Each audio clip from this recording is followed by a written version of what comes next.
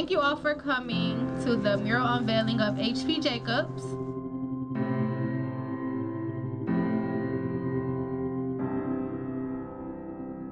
Good morning. Good morning. There you go.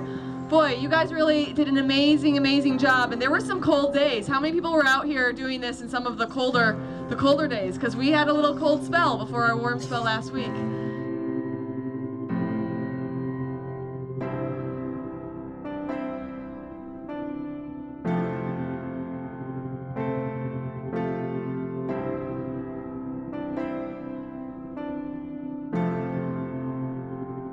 I'm so excited to be here. I'm so excited that I met Miss Settles last year, and we've been doing stuff together ever since. That is a great representation of the kind of win-wins that this represents between the city and our schools and the talent and skills and strengths of our young people. That we haven't spent enough time celebrating, that we haven't spent enough time amplifying, that we haven't spent enough time recognizing as a broader community that our strength as a community is the strength of our young people.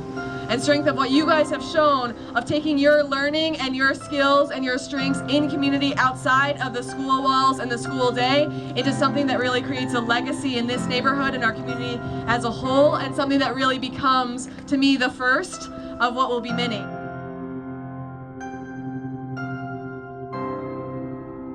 I just want to let you know that everyone is so proud of what you're doing here, what you've done here.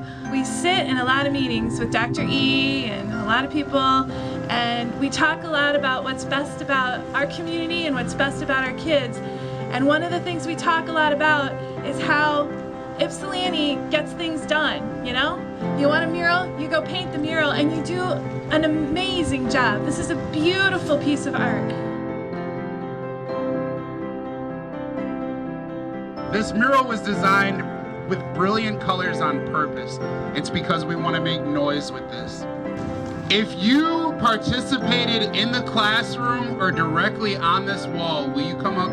Will you come forward? Please, you're very quiet. Will you make some noise in honor of our student artists? If you notice, throughout the mural, there are mistakes. The idea is that we build upon these mistakes and we create something beautiful. Will you make some noise if they created something beautiful? Thank you to Lynn Settles. Thank you to the city of Ypsilanti.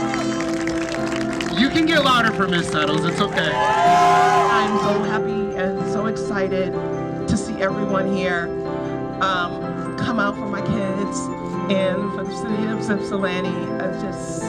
I'm just so moved. I have to say to my students, I am so extremely proud of you all. Thank you to everybody. We had people say, hey, you can borrow our ladder. Here's a check, Tower Inn. Parents came down and brought their kids back. Worked till dark with headlights. To Matt Siegfried, came out to my classes, all 5 classes. Matt stayed all day long, slideshow for all my students, 200 and some kids. One of the things I want to say about H.P. Jacobs is that he was the janitor here at Eastern Michigan University. He was a janitor at the Normal College.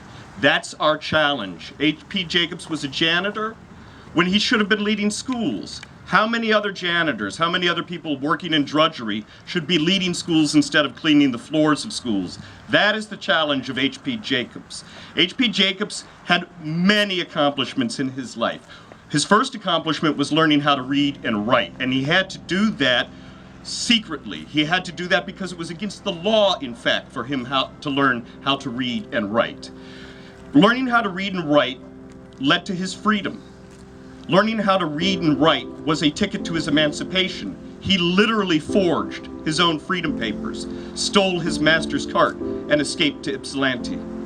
Learning how to read and write would become a tool of liberation, not just for him and his family, but for the people that he represented. Learning how to read and write would become a weapon for freedom. Wherever H.P. Jacobs went, he started a school. Here in Ypsilanti, he started the first school for African Americans, because African Americans could go to school here in Ypsilanti, but they had to sit at the back of the schoolroom.